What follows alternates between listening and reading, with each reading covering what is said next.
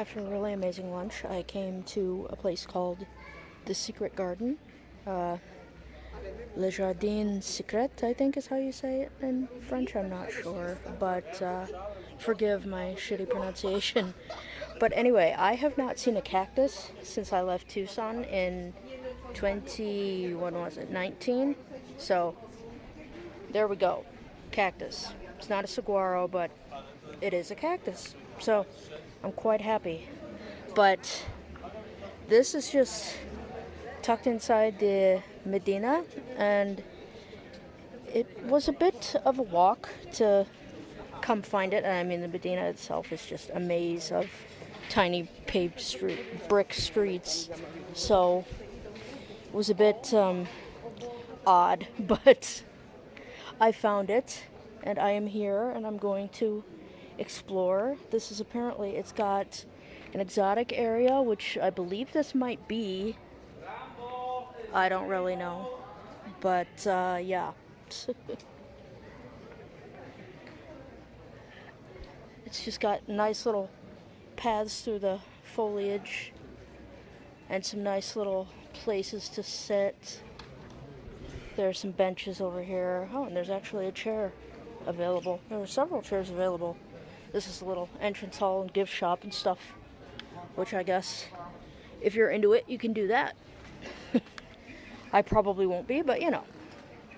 And there's a tower here that you can go up on. I think it might be that pinkish building, and you can just go up on the top and look around, which, I mean, I'd do it, but it doesn't seem that high a climb, and it kind of, I don't know. I don't think it's worth the 40 extra Moroccan dirham to do it, but, you know, they did let me in free, though, so that's really, really sweet of them. They really didn't have to, but they have a free entry for people with reduced mobility, and she saw me with the cane and just gave me the money back, because it's supposed to be 100 to get in, and I gave her the 100, and she just gave me the ticket and gave me the money right back. And I said, no, really, you can take it. It's fine. And she just shook her head and told me to go. So, all right, I'll take a free garden entry. But yeah, I'm just going to figure out where I need to go to see things and wander around a little bit. They have a little museum for the garden that's talking about the architecture. And it says that there are 2 gardens, and one is for more exotic plants that aren't in northern Africa, and the other is for plants that are more native to the area. But I'll just read, you can probably read it, but the Jardin Secret is made up of 2 separate complexes, each of which can be considered a self-contained riad. The term riad is used in Morocco to describe any residence with a garden at its center, as opposed to a dar, a residence in which a small extension of the house de dar, central patio, does not permit the planting of trees. Okay, so I'm staying in what's called a riad, which a lot of the traditional houses inside the Medina where people can stay are called, and they do have the big empty spaces in the middle. Mine does not have a garden. It has, like, it's tiled over and has a table, but it could have a garden if it wanted to, I guess. So they could plant a tree, but they have not. So that's a thing. But yeah. And I think aside from the coffee and gift shops and the tower I was talking about that's not high enough to bother with, that's about it. But this is a view of the gazebo. That's the word. I don't know if that's what it's called in or that's the specific name for this structure in this culture, but that's what I know it as. So that's kind of cool. And these are more like deciduous trees. There were a lot more cacti over in the other one. These are citrus fruits and things, so I'm not sure which garden is the more native and which is the more exotic. Oh, that's a step. I did not realize that was a step, but it is. Shite. Shite. Okay. I hate little steps like that because it's barely a thing. But when you're walking, it sort of throws you off a little bit. So, should have been paying more attention, but I was not because I don't. Hence, I get hurt quite a bit. Just joy for me, I suppose. And it looks like there's art. Or this way. Another little step. Access to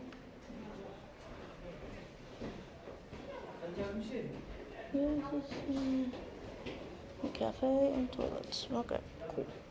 Sorry, I was reading the sign. Trying to figure out where I am. This is cool. This is... Oh, okay. I guess it's children's art.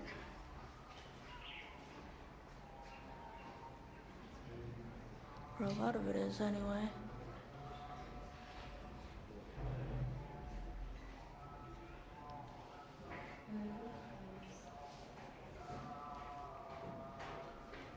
We need an imagination to escape boring reality. I think they forgot the E, but I agree with the sentiment. Oh, my sweetest spell of insanity, amplify my love. Yeah, that'd be good. No art without children's spontaneity, which you can read. Me and imagination over there. This is kind of cool. I like it. There's some ladies up there, for whatever reason. And people and things. And a cat that looks, I think that's a cat. What is going on? Is that a cat or a human? It's got a human nose, but cat ears. I don't know what's happening. That might be a monkey. I hope I'm not being terribly offensive, but it looks like a monkey, like the animal. I'm not trying to be a racist douche, I'm just saying. It looks like a cat and a monkey, and those look like people. So I'm hoping I'm not wrong there, because if I am, I'm an asshole, and I'm not trying to be. But that's the thing. Okay. That is that. Please. So, people have been asking me if I feel safe in Marrakesh, and I wasn't really expecting to, just because I had heard a lot of stuff. But I'm walking through the souk. This is one of the main roads of it, but it's kind of far back. It's not like right off the main square, so it's actually pretty quiet. But yeah, and the shop owners don't really like it if you take photographs of their stuff, so I'm trying not to fixate on them. But yeah, I mean, generally, if you're slowing down to look at everything, they're going to try to barter with you and get you to buy stuff. Generally, if you're going somewhere and you don't need anything from the souk, you just walk right past and ignore them and don't even say hello or entertain. Because if they get you into a conversation, they think they've got you for a sale, and they'll just keep going and keep going and keep going until they get it. So it's better to just not even engage. I've found, oh, that's some really cool tile work.